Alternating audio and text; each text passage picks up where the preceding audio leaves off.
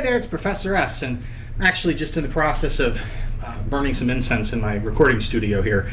I do it every couple weeks. I just like the smell of sandalwood, and it keeps the environment a little more pleasant to be in. But having to do this chore today has gotten me thinking about the conservation laws, and they actually have a lot of importance in biology, so this seemed like as good a chance as any to talk about them. So the laws I'm talking about here in physics are the laws of conservation of matter and conservation of energy. They both say basically the same thing, just one refers to matter and the other to energy. Matter cannot be created or destroyed. Energy cannot be created or destroyed. But for both laws to be complete, there's another statement. Matter or energy cannot be created or destroyed, but they can be transferred, they can be transformed, they can change form. Just thinking about the incense here as a point in physics, so we have these wooden sticks, the incense, and this is matter. It has mass, it takes up space, it's molecules composed of atoms held together by various types of covalent bonds. Now right there, it's matter, it has mass, it takes up space, and it also contains energy. There's covalent bonds holding the atoms in position. Holding them in position, that should trigger in your head positional energy, I almost said kinetic energy, potential energy. There's potential energy stored in this holding the bonds together, and it is matter. Now, when we start a combustion reaction, I've got a couple going here, but I'm going to add one more.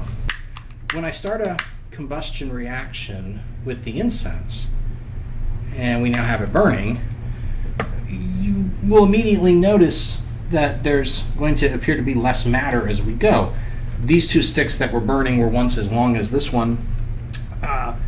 But the matter isn't ceasing to exist, it's changing form. The matter that was in the stick is being converted to a combination of ash that we can see here on the table and the smoke that you can see rising.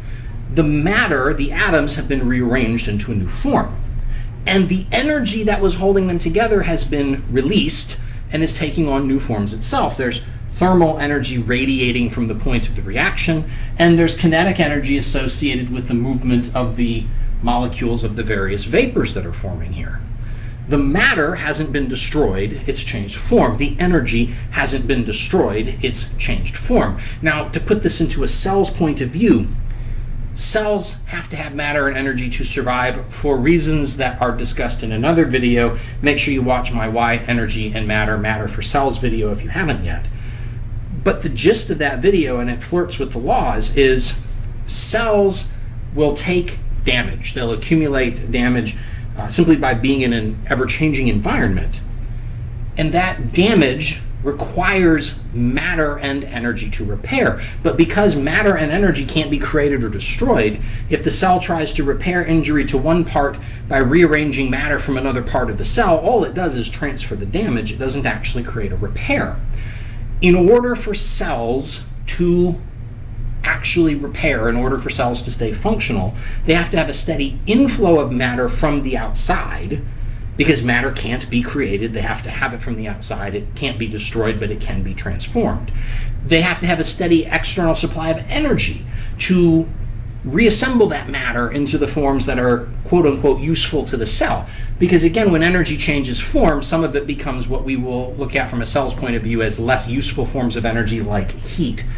The bottom line is matter and energy can't be created, can't be destroyed, can only change form. And because of that, cells have to have steady external supplies of both, because they can't create. They can only transform in the case of both matter and energy. And there you have, from the standpoint of a cell, the two conservation laws. We'll talk about the all-important law of entropy in a completely separate 5 minutes.